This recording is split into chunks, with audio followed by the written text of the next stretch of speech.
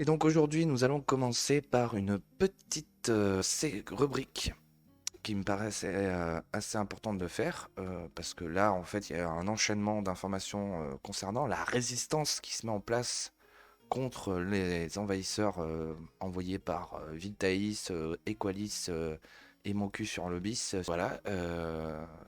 Et donc, on va regarder plusieurs vidéos concernant cette résistance qui se met en place contre ces installations de migrants dans nos villages, dans nos petits villages qu'il faut défendre. Et on va voir qu'il y a des gens qui se bougent le cul et c'est assez génial. Force à eux, bravo à eux. C'est un truc de fou. Mais de l'autre côté, ça continue à y aller en mode frontal et à vouloir vraiment installer des migrants partout. C'est la folie.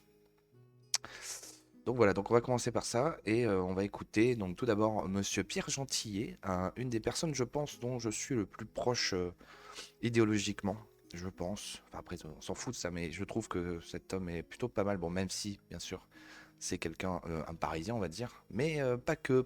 Il vit dans la campagne aussi. Je sais plus d'où il vient. Je crois que c'est le Loire. Non, je sais plus exactement.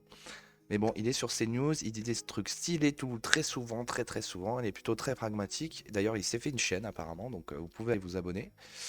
Et donc, il était à Belabre, vous savez, Belabre qui est aussi dans la ligne de mire de Viltaïs pour une installation de migrants. Après Calac, d'ailleurs Calac, j'ai eu des informations d'un internaute qui m'a dit que en fait ça continuait, donc ça continue, pardon. Oui, l'envie d'envahir Calac continue en fait malgré ce qui s'est passé et l'annulation d'un projet. Il y a quand même quelque chose qui se passe à Calac.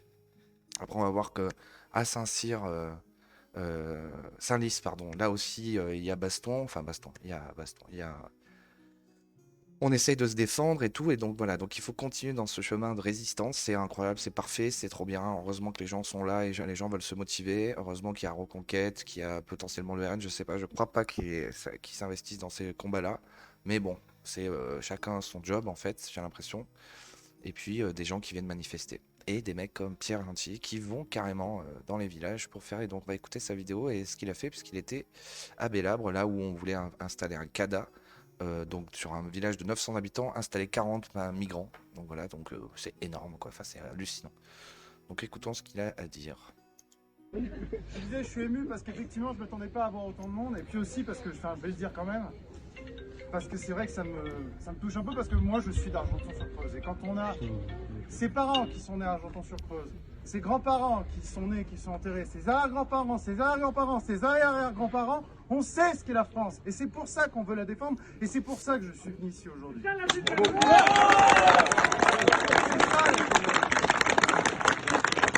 France, c'est pas une idée. La France, c'est pas une abstraction. La France, c'est pas des valeurs. La France, c'est pas quelque chose de flottant. La France, c'est une terre et des hommes. C'est une terre et des hommes qui sont morts. Énorme, hommes avec un grand H, hein, donc hommes et femmes, qui sont morts pour elle. Et pour nous, pour que nous soyons là. Ça me donne envie de chialer, putain. La France, c'est du concret. La France, c'est du vivant. La France, c'est son peuple et vous en êtes la plus belle émanation aujourd'hui. Vraiment, je vous le dis, je n'avais absolument rien préparé. Je ne pensais pas m'exprimer aujourd'hui. Mais vraiment, je suis ému. Vraiment, je suis ému parce que dans un petit village de 900 habitants, eh ben, il y a 200 Français qui sont là, pour une grande partie ici immense des Bélabrais. Des gens qui sont venus des villages aux alentours pour se mobiliser, pour dire que non. Non, le maire, il ne peut pas décider comme ça tout seul. Voilà. Le maire, il doit faire aussi avec sa population.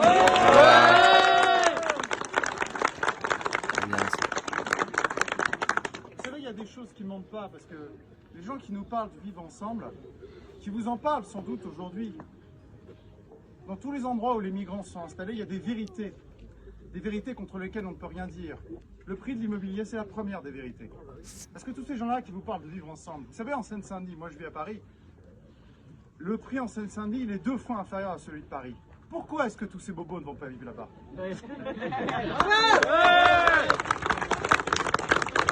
sont des vérités contre lesquelles on ne peut rien faire. Donc bien évidemment, le prix de l'immobilier ici s'effondrera. Mais vous n'êtes pas là que pour des arguments économiques. Vous êtes là aussi parce que vous avez envie de continuer à vivre comme vos parents ont vécu, comme mes parents ont vécu, comme nos grands-parents ont vécu, comme nos arrière-grands-parents ont vécu. et comme nos ancêtres ont vécu et comme nous vivrons encore demain. Oui. C'est pour ça que... Vous savez aussi les craintes qu'il y a sur cette immigration. Alors personne ne dit, bien évidemment, personne ne dit, mais je ne sais même pas pourquoi on le dit, que immigré égale délinquant. Personne ne le dit, mais nos adversaires veulent nous le faire dire. Ce n'est pas ce que nous disons. Ce que nous disons, c'est qu'il y a un lien entre immigration et délinquance. C'est pas moi qui le fais, c'est le ministre de l'Intérieur lui-même, Gérald Darmanin, qui est sans doute d'extrême droite pour une partie de... Darmanin, Rofer, Laurent Berton, des tas de gens, tout le monde fait le lien. Donc, faut arrêter les conneries. Mais qu'est-ce qu'il dit, Gérald Darmanin? À Paris, prenons Paris par exemple. Selon le ministre de l'Intérieur, un délinquant sur deux à Paris est de nationalité étrangère. Ce sont des chiffres. Que valent vos préférences contre les nécessités? Et bien ici, la nécessité, c'est qu'on reste à vivre comme on a toujours vécu. Désolé, comme dirait Non. l'autre, on est comme ça, on n'a pas envie de changer. Faut aller plus loin, Pierre. Faut aller plus loin, mon cher Pierre. Faut pas attendre qu'il y ait des migrants pour revitaliser les villages. Il faut dire aux gens d'aller dans les villages. Et il faut qu'il y ait des investissements dans les villages sans avoir besoin de mettre des migrants. C'est pas possible qu'il y ait besoin de mettre des migrants pour pouvoir avoir des investissements dans les villages. Bordel de merde, c'est quoi ces associations? Il faudrait, voilà, c'est ça en fait, il faudrait des associations équivalentes à leur truc, même supérieurs, là, j'en sais rien, avec des fonds, comme ils ont, la ville Thalys et Colis, et qu'il y ait des investissements dans les villes. Voilà, fait pour, je sais pas, moi, pour aider à l'agriculture, pour que les agriculteurs se réinstallent, des jeunes se réinstallent, pour qu'il y ait des familles qui se réinstallent, qui fassent des enfants. Et en fait, Zemmour, il en avait parlé pendant sa campagne, il disait moins de 2000 habitants mettre des primes, mais en fait, pourquoi on ne pourrait pas faire des associations qui le font? Puisqu'apparemment, Ville Thaïs, puisqu'apparemment Equalis, ils ont plein d'argent pour tout ça. Pour qu'il y ait des gens qui se réinstallent, qu'on les aide dans différents métiers, la boulangerie par exemple, les métiers de base pour que les villages se revitalisent. Pourquoi on pourrait pas faire ça? Ça serait trop stylé en fait, je sais pas, je dis ça comme ça me vient l'idée, à l'esprit. C'est quoi? C'est notre choix. C'est notre choix, tout à fait. Donc bien évidemment, vous avez des craintes et c'est normal. Et je les partage. Et c'est aussi pour ça que je suis là, parce qu'en fait, des bélabres, il peut y en avoir, et j'espère que ça reculera bien évidemment, mais des bélabres, il peut y en avoir partout. Et il y en a déjà partout. Mais à Kayak, on a réussi à faire reculer. Alors on continue par rapport à la résistance justement, on va faire toute une rubrique là, puisqu'il y a plusieurs articles qui rejoignent ça. Donc Ville Thaïs, article de F de souche, Ville Thaïs, l'association qui souhaite installer des migrants dans le village de Bélabre, avait été mis en cause par la Cour des comptes pour les 7 SUV BMW de ses dirigeants. Voilà, donc c'est vraiment de la saloperie quoi. C'est de la saloperie. Alors qu'est-ce que c'était cette mise en cause? Organisation robuste, nanana, la location de véhicules de service et de fonction. L'association Vitaïs mobilise une importante flotte de véhicules. Le tableau de suivi des véhicules actualisé au mois de juillet 2021 produit une annexe du présent rapport permet de caractériser un parc automobile constitué de quelques 136 voitures, dont 7 véhicules de fonction de type SUV et de marque BMW affectés à la directrice générale adjointe, au directeur administratif et financier, à la responsable des ressources humaines, à l'assistance de direction générale et à 3 directeurs de pôle. Donc ça, on avait lu un article là-dessus aussi qui montrait à quel point ces associations étaient gangrénées par je sais pas, par des mecs qui se font plein de thunes en fait. Parce que c'est ça en fait, ces associations, c'est juste pour se faire plein de thunes. On en a rien à foutre des migrants. Nous aussi, on en a rien à foutre. Enfin, on espère juste qu'ils retournent en Afrique. Pour paraphraser le député du RN qui avait tout à fait raison. Alors, donc voilà, le directeur de pôle. Donc vous pouvez aller voir aussi cette news, je mettrai la fiche. Si l'on apporte cette flotte à l'effectif physique de l'association, soit 185 salariés au 31 décembre 2020, on obtient un ratio extrêmement élevé d'un véhicule pour 0,8 salariés. La plupart des automobiles utilisées par l'association sont louées et n'entrent donc pas dans le patrimoine de l'association, mais elles ne sont pas sans coût, quel qu'en soit le régime de propriété. Donc je crois que c'est des trucs en leasing, hein. Voilà, c'est plutôt ça. Selon les données extraites du tableau de suivi communiqué par l'association, le montant des charges directement rattachées à la location des véhicules s'établit en effet à un peu plus de 45 000 € par mois. Le prix allant naturellement en croissant en fonction de la cylindrée et de la gamme du véhicule. Le coût de la location des 5 véhicules affectés au siège, une Peugeot 208 électrique, 3 BMW X1 et une BMW X2, s'établissant à lui seul à un peu plus de 3 600 € par mois.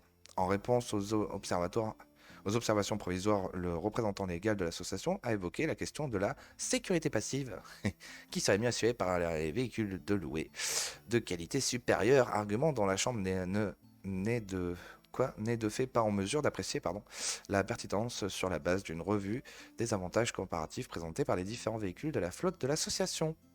Voilà, donc c'est vraiment, il faut vraiment aller voir cet article-là, je mettrai la fiche info, regardez bien en haut, vous allez voir qui démontre en fait qu'ils se blindent, quoi. Ils sont blindés, quoi, les directeurs et tout se font bien plaisir avec ces associations. Donc des associations corrompues. Et donc encore un autre article lié à la résistance. Donc résistance. À Saint-Brévin-les-Pins. Ah, il y avait celui-là aussi. Hein. Deux villages qui étaient assiégés. Ah, mais c'est pas possible, quoi. C'est de partout, quoi. Ah, je me rappelais pas, j'avais pas fait d'article sur celui-là. Je crois que j'avais pas eu l'occasion. Saint-Brévin-les-Pins. Manifestation contre un futur centre de migrants qui serait situé dans la même parcelle qu'une école maternelle. Ah si, j'avais fait, je me rappelle. C'est juste que ça avait été un peu moins, j'avais un peu moins forcé dessus. Donc alors, un autre article sur par rapport à la résistance. La résistance, F de souche, Saint-Brévin-les-Pins, 44, manifestation contre un futur centre de migrants qui serait situé sur la même parcelle qu'une école maternelle. Échauffourée entre immigrationnistes d'extrême gauche et la police. Mise à jour. Donc ouais, on avait vu ça, donc le peuple révolté. Donc là, il y avait eu des manifestations. Ben, on va voir un peu toutes ces vidéos. Presse Océane, 25 février 2023. C'est pas les migrants qui sont trop, c'est les réacs et les fachos. Rassemblement à Saint-Brévin pour défendre le centre d'accueil des migrants. Mais c'est fou. Merde, attendez, je vais baisser là, je suis désolé. Donc en gros, là vous avez Pierre Gentillet qui est au village de par exemple de Bélabre avec des manifestants. Les manifestants c'est presque tous des Bélabrois. Bélabrois? Attends, on va aller voir. On va aller voir pour pas passer pour un connard. Maps. Donc Bélabre, hein, situé en plein centre, hein, c'est vraiment, ils veulent vraiment nous envahir de partout, quoi, les associations, mais c'est fou, quoi, putain, c'est fou. Hey. Les Bélabrés, je suis mauvais, c'est pas les Bélabrois, je suis désolé pour les Bélabrés d'avoir dit Bélabrois. Les Bélabrés. Et donc en fait, on voit Pierre Gentillet qui est là et qui est face à 200 Bélabrés. Et c'est des gens du coin. Alors que les antifas, les gauchistes qui viennent, c'est des gens de pas du tout du coin. C'est des associations à la con qui viennent. C'est un truc de fou.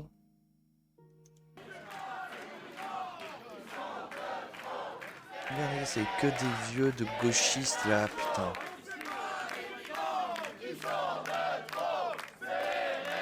Regarde l'association anticapitaliste, l'IPA.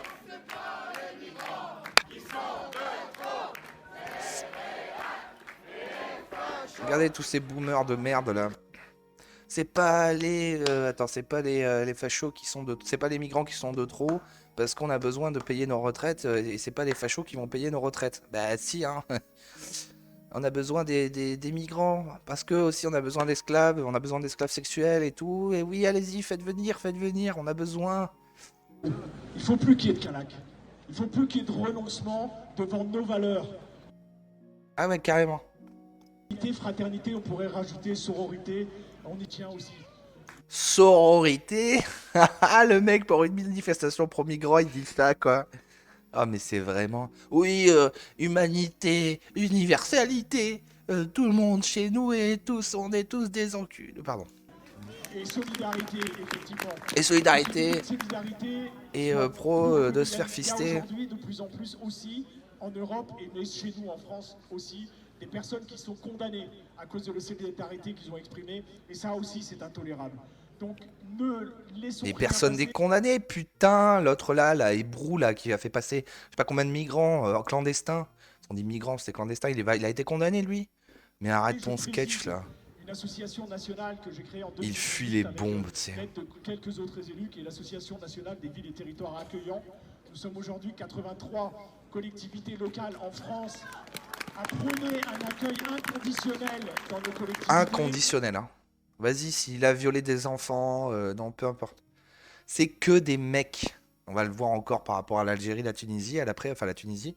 Les photos qui se passent au Maroc et tout, c'est que des mecs. Faut arrêter là. N'importe quoi.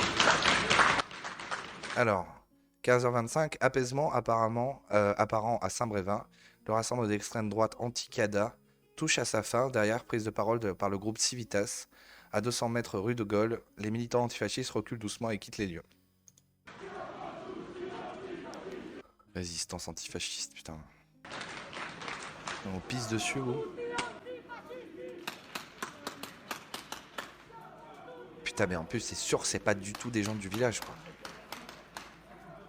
Mais t'imagines, t'as ton petit village. Enfin, moi, j'aurais mon petit village d'amour, quoi, de mon enfance, avec des antifas qui viennent. Mais on va se marrer. Venez, on va se marrer, putain, on va se marrer avec les poteaux. Alors, peuple révolté. Toujours des tensions au cours entre le cortège antifa et les forces de l'ordre, les F de Souchi. Les forces de l'ordre qui protègent les militants d'extrême droite qui manifestent contre l'accueil d'exilés et à Saint-Brévin. Donc les militants cortège d'extrême gauche, remplacistes, génocidaires, qui sont face aux forces de l'ordre et qui protègent les militants d'extrême droite. Les gentils, les militants de souche qui veulent protéger leur village. Ils ne sont pas d'extrême droite, il faut juste protéger leur village. Donc si on est d'extrême droite quand on veut protéger son village et ses valeurs, on va beaucoup être d'extrême droite, hein, ça c'est sûr. Hein.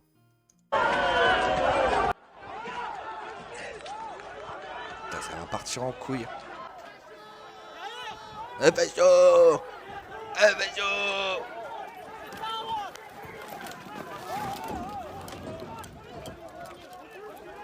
Facho, tu veux défendre ton village, espèce de facho. Tiens, prends une 8-6, tu verras, tu comprendras pourquoi faut faire venir des migrants. Puis tu veux pas t'appeler un petit Uber Eats, là? Ça va te faire du bien, là. Manger un peu de manioc. Ok, bah voilà. Ah, mais il y avait encore une autre news. Attendez, je vais lire ça aussi. Parce que ça, je l'ai raté, ça. Putain, c'est fou, c'est vraiment la folie, quoi. Résistance, les gars. Putain, c'est trop bien. Bélabre 36. Ah ouais, non, j'ai raté ça. Manifestation des habitants contre l'ouverture en cachette d'un centre d'hébergement pour 38 migrants dans ce village de 900 habitants mis à jour. Ah bah si, voilà, c'est ça, ils ont juste fait. C'est l'article avec Pierre Gentillet. Pierre Gentillet, très ému ce matin à Bélabre à la manifestation contre l'installation du centre de migrants en plein cœur du village. J'ai pu prendre la parole pour soutenir les habitants contre ce projet décidé dans leur dos par leur maire. Beaucoup de monde et de ferveur, quel bonheur. Bravo, bravo. Plus d'infos ici sur le sujet. Quelques photos de la manifestation, beaucoup de monde pour ce petit village de 900 âmes. Voilà, des gens calmes, aussi des boomers, et des jeunes. Il y a des petits jeunes, là. Mais eux, ils veulent que ce soit les Bélabrés qui payent leur retraite. Hein. Ils n'ont pas besoin de migrants, ils n'ont pas besoin d'esclaves sexuels. À Bélab, ce matin, 300 habitants se sont rassemblés pour la préservation de leur village. Une ferveur émouvante se crée, la vitalité de notre peuple est là. Il faut l'accompagner et l'encourager, bravo.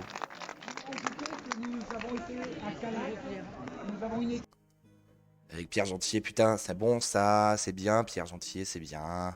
Petit Pierrot, ça fait plaisir. Alors, c'est madame là, voilée là, qui demande à Macron de la mixité sociale à Montpellier, parce que son fils pense que Pierre c'est un nom dans les livres. Ah bah non, vous allez voir qu'il y en a pas mal des Pierres. Hein. Et nous, c'est pas pour les jeter sur les femmes. Présente avec de nombreux militants du RN 36 aujourd'hui à Bellab. Ah, mais le RN y est? Ouh, c'est bien. Pour apporter notre soutien au comité non au CADA à Bellabre. Près de 300 personnes réunies pour s'opposer à la décision unilatérale du maire Laroche. Merci à Pierre Gentillet pour sa participation.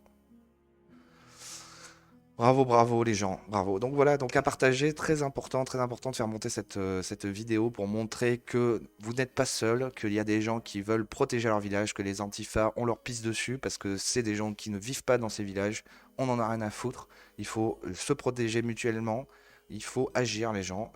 Bon, moi j'habite dans la Provence, donc c'est un peu loin tous ces villages, mais en tout cas, moi je me dis tous les jours là, maintenant que j'ai vraiment peur hein, qu'il se passe la même chose, je me dis que si un jour ça arrive, parce que ça arrive déjà depuis un long moment en Provence, c'est complètement envahi la Provence. La Provence, c'est de pagnol, comme elle est envahie.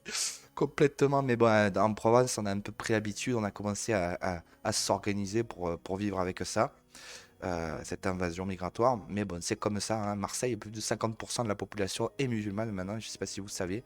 Et oui, c'est comme ça. En tout cas, si ça arrivait, je me dis tous les jours quand je vois ça qu'il y aurait possibilité d'empêcher certains projets de se défendre, de se regrouper. Et c'est quelque chose d'incroyable de savoir ça, et ça me donne presque envie de chialer. Bravo, bravo les gens, il faut continuer à se battre ensemble. Bravo, bravo, bravo à Pierre Gentier. Faites monter, n'hésitez pas à aimer la vidéo, à commenter en dessous pour faire monter la vidéo, ça serait bien aimable à vous. Et en tout cas, continuons de nous défendre.